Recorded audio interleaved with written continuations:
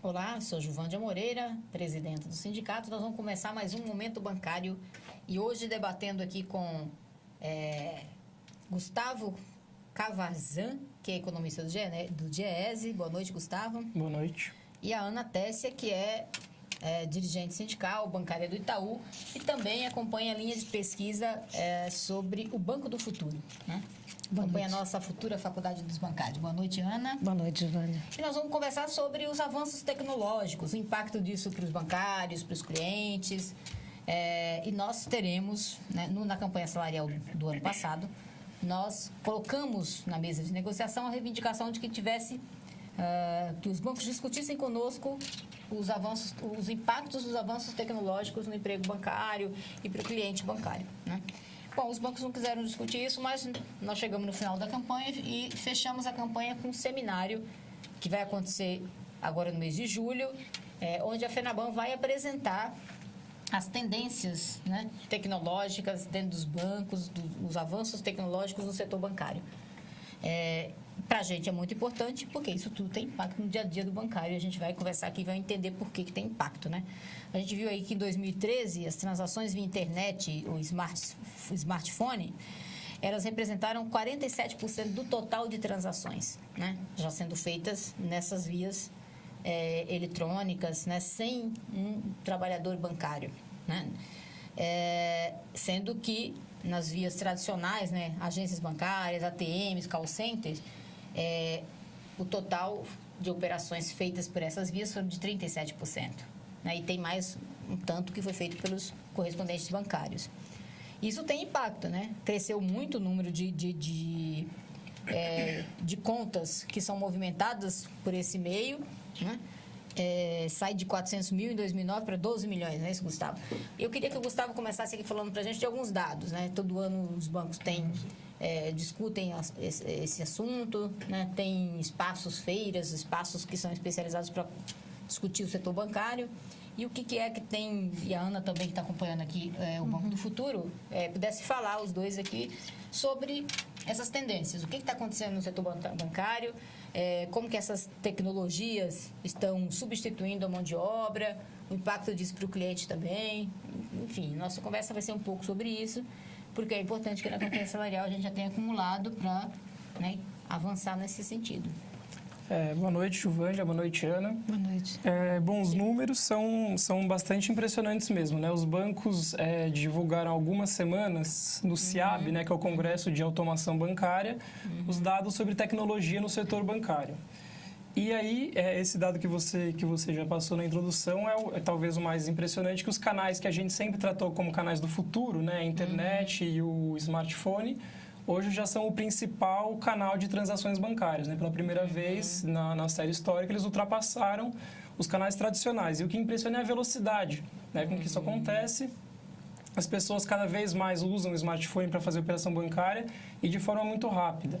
Então, esse dado que você passou, há 5 anos atrás, você tinha 400 mil contas no Brasil habilitadas a usar smartphone. Hoje são 12 milhões, né, 5 anos depois. Então, é um processo tempo, né, em pouquíssimo tempo, um processo muito rápido. Essa mudança acontece. Então, assim, o que a gente observa dos dados é isso, né? A demanda por serviços bancários cresce, porque a gente tem mais emprego, mais renda, as pessoas têm que abrir a conta no banco, têm que guardar seu dinheiro no banco. Mas, do outro lado, a oferta do banco ela não tem crescido na mesma velocidade em termos de presença física. Ou seja, agências e trabalhadores. Eles têm optado por crescer por outros métodos, né? Pelo correspondente e por essas novas tecnologias. Ana, o que você destaca aí nessa área?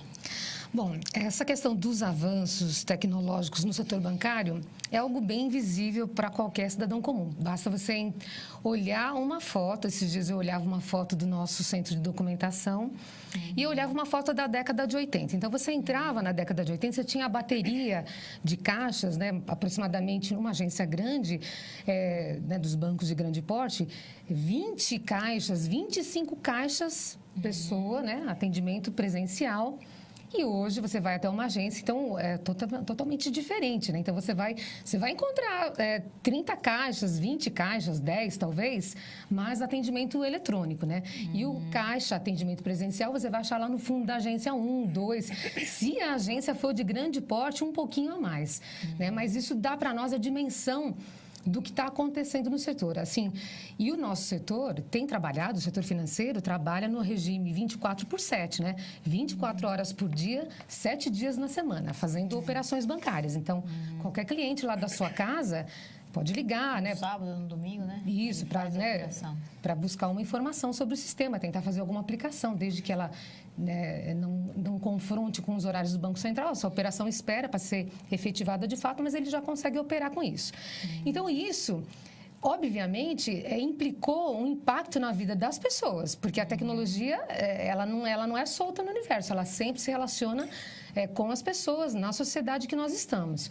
Então, nós vivemos num país, né, como o Brasil, que o número de bancários era um número que, no final da década de 80, atingia a margem de 700 mil trabalhadores, 800 mil trabalhadores. Hoje, nós já falamos de 500 mil trabalhadores, aproximadamente, né? E nós sabemos, graças aos bancos públicos, né? Não diminuiu mais por conta da Caixa do BV, né? Não, perfeito, Giovanni, é isso que eu ia comentar. E esse número ainda se preserva nessa margem que eu estou falando, exatamente porque a gente tem 2 ingredientes assim muito expressivos, né? Um é a contratação dos bancos públicos, né? Recentemente, a gente teve nesse último ano, nessa virada, nós tivemos 5 mil postos só na Caixa Econômica Federal. Isso é importante registrar. Mas também devido ao crescimento econômico. O crescimento econômico imputa o crescimento, né, das categorias profissionais dos mais diversos ramos de atividade econômica. Mas, como eu ia dizendo, então, essas inovações tecnológicas, elas dialogam com as pessoas. Então, dialogam, portanto, com os trabalhadores e com os clientes. Do ponto de vista dos trabalhadores, há um impacto no emprego, né? Porque a gente vai olhar que alguns cargos, por exemplo, tradicionalíssimos, né? Você pega um cargo de tesoureiro numa agência, um cargo em extinção, né? Você pega o cargo de caixa, de acordo com o que os próprios bancos sinalizam que vai ser o banco do futuro. Os bancos anunciam que não vai ter caixa na agência, entendeu? E eles direcionam esse atendimento para outro lugar. Deixa eu interromper um pouquinho, porque a gente percebe, assim, e eu vi isso dentro da agência bancária que eu trabalhei em agência e depois de departamento. O banco, para jogar o cliente para fora da agência, ele diminuiu o número de caixas e pessoas atendendo no caixa para o cliente, para ficar uma fila grande, e colocou alguém na porta já questionando o cliente o que ele ia fazer, orientando para ir para o caixa eletrônico. Quer dizer, no começo foi jogando para o caixa eletrônico, depois para o celular, né? Porque aí você vai e você aumenta o número com o crescimento econômico que a gente teve, o aumento da oferta de crédito, né? A relação crédito-PIB sai de 22% para 56% agora. Né? Então, você tem nesses últimos 10 anos um aumento muito grande na oferta de crédito. E isso não aumentou o número de trabalhadores bancários, né? Na mesma proporção. Né? Se você pensar esse boom, esse crescimento que teve no crédito, não refletiu o número de empregos. E eles vão jogando o cliente, porque o cliente pensa assim, eu vou na agência, não tem, né, tem fila, né? E isso foi jogando o cliente, foi uma forma de jogar o cliente para esses meios alternativos. Acaba sendo uma falta de alternativa, né? Porque a tecnologia é vendida para a gente como uma alternativa, né? Quer dizer, facilidade e tal, mas esse cenário que você traçou acaba mostrando que é uma falta de alternativa, né? Teve uma pesquisa do Banco Central que saiu essa semana, mostrou um dado muito interessante também, né? No Brasil, ainda metade da população economicamente ativa recebe o salário em dinheiro, em espécie. Então, quer dizer, será que essas pessoas não têm uma relação hostil ainda com a tecnologia, né? Será que elas não querem ser atendidas por um bancário? Ela ainda recebe em dinheiro, né? Ela não sabe usar, não tem acesso e tal, mas ela vai acabar sendo obrigada. Também que ela está sendo excluída do serviço bancário, né? Ela podia ter uma conta corrente, se fosse mais acessível, né, Ana? Também tem uma certa segmentação grande, né? Então, e essa segmentação que você está falando, então, acho que concordo totalmente com a análise, né, que está sendo colocada aqui, o cliente fica sem alternativa. Então, na medida que ele vai até a agência, né, e eu acho que a gente está falando especialmente do cliente de baixa renda, né? Porque ele é o que tem mais Esse é mais dificuldade prejudicado, né? ainda de usar os meios tecnológicos por conta daquilo que você começou a falar. Porque, veja bem, o banco, ele faz um investimento, obviamente os bancos fazem um investimento em tecnologia, mas ele tem uma conta para ele rever aquilo no médio, no longo prazo. Agora, o cliente, por sua vez, ele não faz essa conta, mas ele vai ter que computar, se ele fosse computar, ele tem os gastos de energia, ele que compra o computador dele, ele que compra o smartphone dele, que tem que ter uma plataforma que dialoga com a plataforma do banco, que tem que ter uma banda larga para poder fazer aquele tipo de operação e ser bem sucedido, né, naquilo. E em contrapartida, o banco economiza. Então, ele economiza com os insumos, né? Então, ele vai economizar, por exemplo, com papel, ele economiza com postagem, né? Então, pensa um boleto, né? O DDA hoje faz esse papel do boleto eletrônico. Um boleto que você recebe... Ainda a gente recebe o boleto, mas isso tem diminuído cada vez mais, porque esse é um processo que vai se intensificando paulatinamente. Então, essas contas, esses boletos, existe um processo um custo com postagem, por exemplo, com transporte, com o correio, né? Com a impressão do próprio papel. Tudo isso vai sendo eliminado e esse custo vai, na verdade, sendo transferido para o cliente. Quando, na verdade, o cliente também assume uma parte do trabalho que o bancário fazia, né, Ju? Porque se você pensar, então o cliente está na casa dele e ele está lá, né, digitando os dados, tá certo? Tem que parar para fazer aquilo, né? Ele tem que entrar na internet, tem que seguir todo o roteiro situacional lá do site, até chegar no ponto certo, validar aquilo com as senhas e tudo mais, seguir todos os passos corretamente. Hoje em dia, alguns bancos, né, já vendem a própria leitora de código de barra, porque ele pode na casa dele já passar, né, a conta que tem o código de barra, ele até financia algumas situações até, né, enfim, e esse custo, então, portanto, e esse trabalho também, que eu acho que é interessante, que era do bancário, migra para a mão dos clientes. Aí, como você questionou no início, né, o que nós temos refletido e temos cada vez buscado problematizar essa questão é até que ponto os bancos ganham com isso, ganham em produtividade, né? Ganham no repasse, né, na economia de todos esses insumos que eu falei, e o principal é a força de trabalho. E por outro lado, os clientes, então, assumem tarifas ainda, eles fazem o trabalho e assumem o custo, né? O pagamento de tarifas que o Gustavo deve ter, mas a gente viu recentemente o custo de uma operação em mobile era praticamente R$5, R$6, né, para efetivar uma operação caríssima. Sendo que a internet quem paga é o cliente, o trabalho quem faz é o cliente, né? E reduziu empregos, para a sociedade foi ruim, né? E o cliente nem ganhou em tarifa, né? Na redução das tarifas. Exatamente. Pelo contrário, ou na isenção das tarifas. A gente vinha conversando com a Ana esses dias. No CIAB, um dos temas que eles desenvolveram bastante foi esse, né? Como que os bancos vão recuperar essa perda de receitas que eles vão ter com algumas tarifas que eles não vão mais cobrar. Emissão de cheque, emissão de segunda via de cartão de débito, que também tende a diminuir. E esses outros serviços digitais, vamos dizer assim, por mais que tenha toda essa economia de custos para o banco que a gente está dizendo aqui, eles já estão colocando as tarifas para o cliente pagar também, né? Então, de novo a questão, a tecnologia ela é boa para quem? Ela não, que nem a Ana falou, ela não está fora do contexto geral que a gente vive, né? Então, tecnologia para o banco certamente vai reduzir custo para o cliente, né? Ah, sim. E, bom, mas a gente vê uma outra coisa que é interessante, porque o Brasil mudou bastante nesses últimos 10 anos mais fortemente, né? O aumento do crédito, o aumento da renda, o aumento do emprego e também o aumento de pessoas que têm celular, né, Gustavo?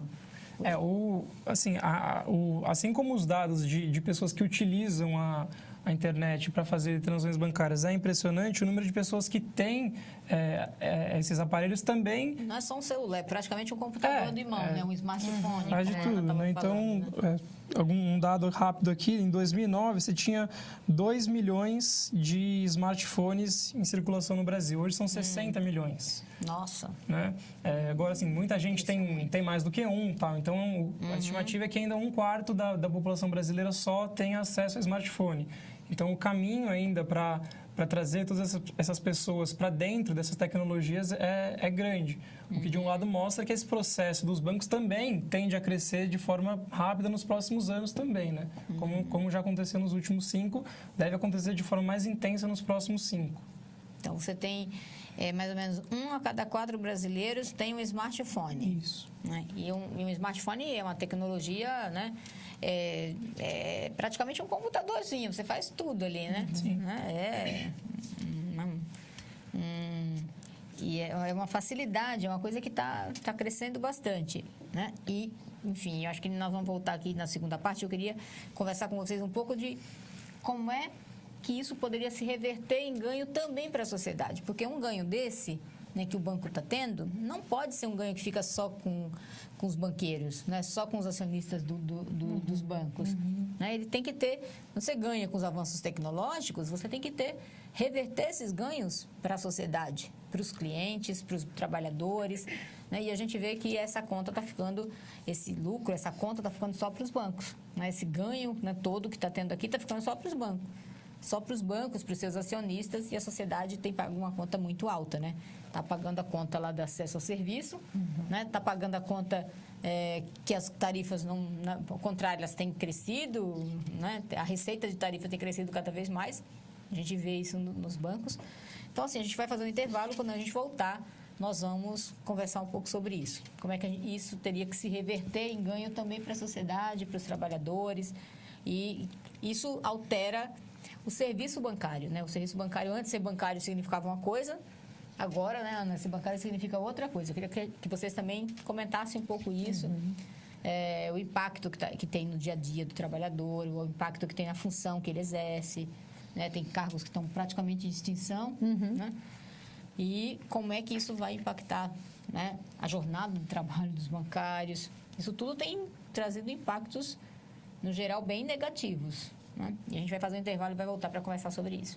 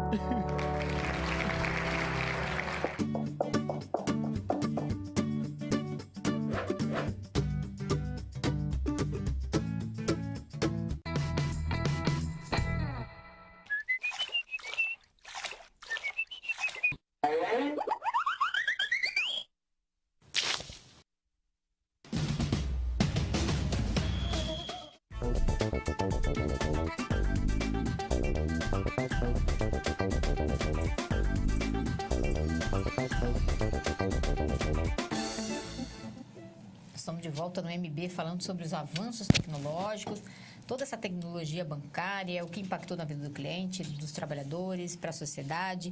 Nós estamos dizendo aqui que quem está ganhando com isso, nós estamos chegando aqui a uma conclusão que só os acionistas dos bancos, os banqueiros estão ganhando com isso. Que a sociedade está pagando tarifa, os trabalhadores estão perdendo emprego, né? Em outra parte, mas de fato a tecnologia, obviamente que não estamos dizendo que a tecnologia não é boa. É boa, é importante, para a sociedade é bom ter celular, né? O pessoal que mora na zona rural não tem como se comunicar, tem um celular hoje. Isso é um avanço, tem mais gente com celular, enfim, né? Nós não estamos questionando isso. A gente está agora, eu acho que o debate que eu queria ouvir de vocês, da Ana Tércia e do Gustavo, é como é que isso pode se reverter em ganho para a sociedade. Começando aqui com a Ana.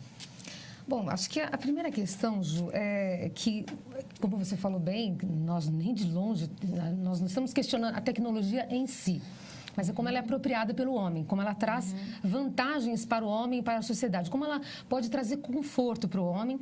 E, na verdade, então, eu acho que tentando responder a sua questão, que é bem interessante, eu acho que eu começaria dizendo o seguinte, que a primeira questão é tomar cuidado com os impactos sociais, né? Os países que já têm uma situação de desenvolvimento econômico mais avançado que o nosso, discutiram essa questão. Então, os sindicatos discutiram com os empregadores, com as empresas, né? Como é feito esse processo de migração de uma plataforma que se usa muita, né, mão de obra, força de trabalho intensiva, para uma outra plataforma, né?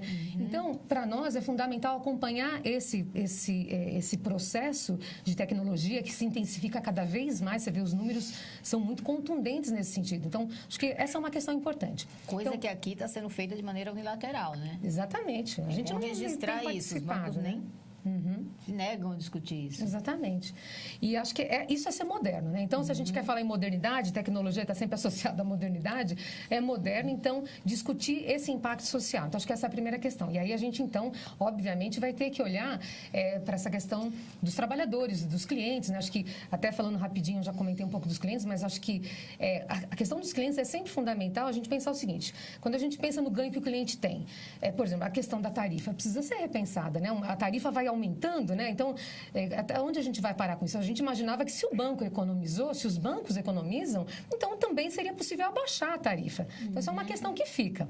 Agora, outra questão também é a questão da qualidade e do respeito às pessoas que ainda querem ser atendidas, né? Porque no próprio CIAB, isso apareceu também num dos CIABs que eu participei, isso apareceu, os clientes querem o atendimento presencial. Nós, usuários, na verdade, até mesmo de outros segmentos da economia, não só do setor financeiro, nós sabemos que é importante ter o atendimento presencial, porque muitas vezes o telefone ou a internet deu algum problema que você não soluciona. Ou você tem uma dúvida, você quer discutir o seu pacote de serviços, então é fundamental pensar na manutenção desse atendimento presencial, inclusive respeitando também, como eu dizia agora há pouco, esses segmentos, né, que ficam sendo excluídos do banco e que vão para outros lugares, para o correspondente bancário. Inclusive, as tecnologias facilitaram a ligação com os correspondentes bancários, assim também como facilitaram projetos de terceirização, né?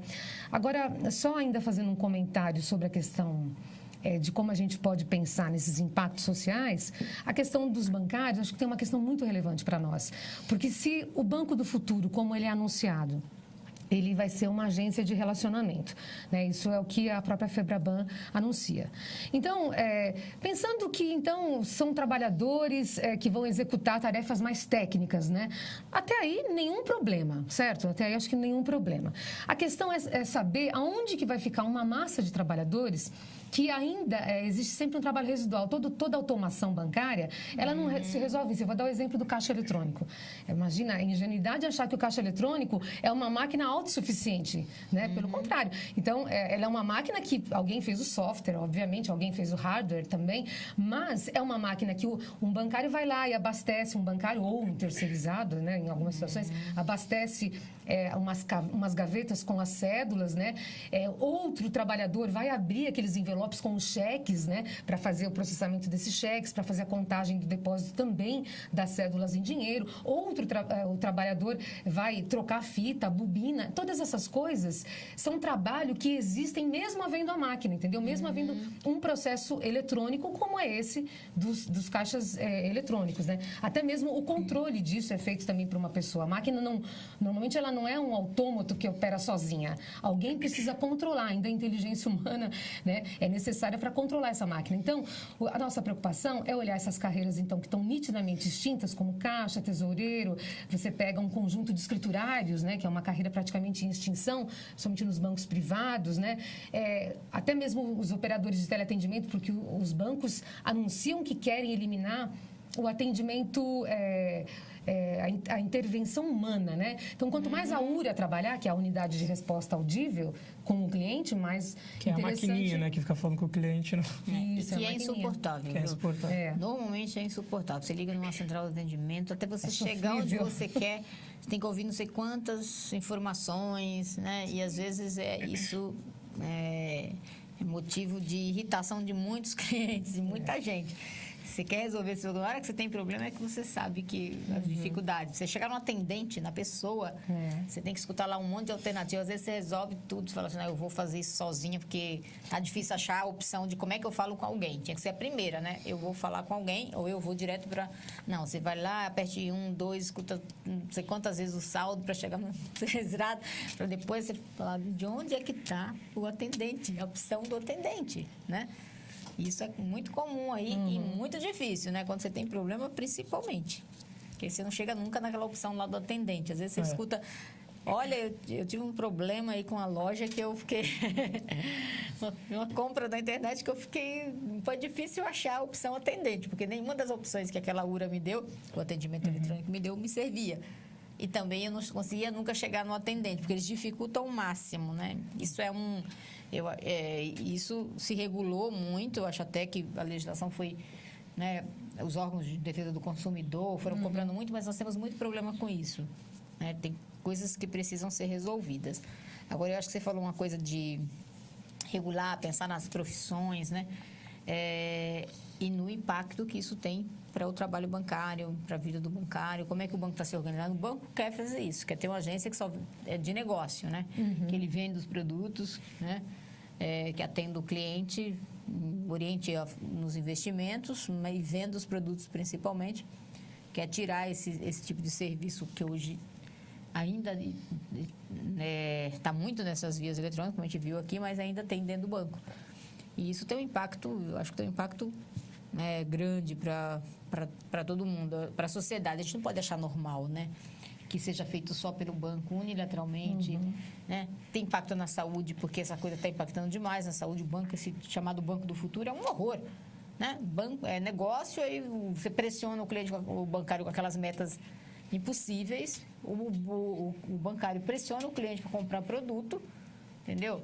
É um horror para o cliente também e para o trabalhador também.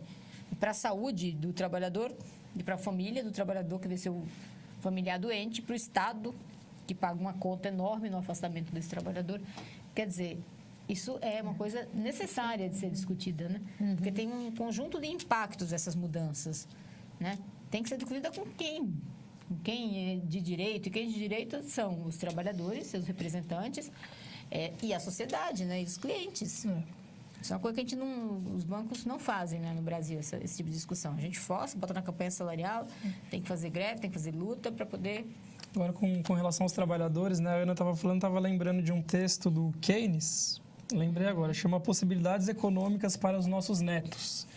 É um texto que ele escreve em 1930, e ele está olhando o que ele imagina que vai ser a sociedade daqui a 100 anos. Né? Então, ele diz lá, naquele texto, ele diz o seguinte, olha, com o nível tecnológico que a gente atingiu hoje, daqui a 100 anos, o problema econômico do homem não vai mais existir, que é o problema da subsistência e tal, e a gente vai ter que se preocupar com outras coisas, com o lazer e etc. E ele dizia lá, bom, né, então, Keynes, aqui em 1930, daqui a 100 anos, imagino que a gente vai trabalhar 15 horas por semana, porque isso vai ser suficiente para suprir todas as necessidades que a gente tem. Isso, se todo mundo ganhasse com esse... Essa era uma promessa da tecnologia, né? Reduzir a jornada de trabalho. Mas o que a gente vê é que ela aumenta a jornada de trabalho. E o ritmo, né? E o ritmo, porque hoje você não trabalha mais só no seu local, você trabalha em casa, no celular, na internet, no e-mail, em casa. Então, a tecnologia ela é boa, mas ela tem que ser apropriada por alguém. A gente vive numa sociedade de conflito, né? Então, se a gente deixar ela solta... dificilmente essa promessa que a gente vê vai se cumprir, né? Por isso que foi importante a gente regular, né, na convenção passada, a história de limitar que você não pode falar de trabalho, mandar torpedo né, para o celular do bancário. Né? Tão importante, porque já estava virando, né, olha o que estava acontecendo. É sábado, é domingo, é de noite, é de madrugada, né, e-mail. Então, isso foi ultrapassando todo bom senso, ultrapassando a jornada do trabalho, ampliando ainda mais, porque já aumentou, né? A jornada legal mesmo do trabalhador do bancário já é muito desrespeitada. E ainda ultrapassando essa jornada, chegando na noite, na casa dele, no final de semana. Nas férias. Né? Nas férias, tem vários depoimentos aí de bancário recebendo torpedo nas férias, cobrando meta. Pô, imagina que desagradável, né? E o quanto isso impactava. Sobre isso, posso fazer um comentário? Pode, claro. Porque em cima dessa questão que você levantou, Gustavo, tem uma discussão que relaciona trabalho vivo e trabalho morto, né? Então, o que esses novos ritmos de trabalho que são determinados pelas novas tecnologias, eles eliminam o que se chama trabalho morto. Né? Só que o trabalho morto, se você pensar bem, é aquele intervalinho, sabe aquele intervalinho? Então, vamos supor, antigamente... Pensa comigo, antigamente o cara vinha pagar um cheque, né, lá na agência. Vamos pensar mais para trás. Então, chegando lá na década de 80, eu estou voltando um pouquinho, mas faz parte da nossa discussão. Ele chegava lá com um chequezinho, né, para ser pago. O caixa tinha que pegar o cheque, olhar, ele tinha que levantar, e lá onde guardavam, né, o cadastro ali da assinatura, lembra da ficha do cartão de assinatura? Ele pegava, então ele levantava. Ia lá no armáriozinho. Isso. Nisso ele também já dava uma respirada, concorda? Porque aquela fila era grande, né? Aquela coisa toda. Ainda a fila, ainda hoje, às vezes persiste grande, enfim. Mas isso é o que se chamava, né, essa espera, né, esse tempo que não é considerado produtivo, né? Às vezes, assim, até mesmo a locomoção, né, você pega hoje um funcionário que trabalha num polo administrativo, ele vai para o outro. Esse tempo de trabalho, esse tempo de locomoção, de translado, é tempo ativo dele, porque ele usa o celular dele. Ele vê o e-mail, ele vê as cobranças do chefe, ele vê o posicionamento da meta dele, né? Ele já vai pegar a lista de clientes, ele puxa uma série de planilhas e dados que o banco sabe e utiliza, né? O banco utiliza essas ferramentas que, inclusive, em grande parte, nem são pagas pelos próprios bancos, entendeu? Muito desses equipamentos são pagos pelos próprios trabalhadores. É o uso pessoal que o banco também já se apropria. Alguns são doados pela instituição, outros não. E, então, esse trabalho, esse tempo chamado tempo morto, que a gente viu, então, você pega a central de atendimento, é um clássico também, né? Porque a ligação, ela cai automaticamente. Né? Não é o cidadão que vai lá e diz, cara, a ligação vai caindo.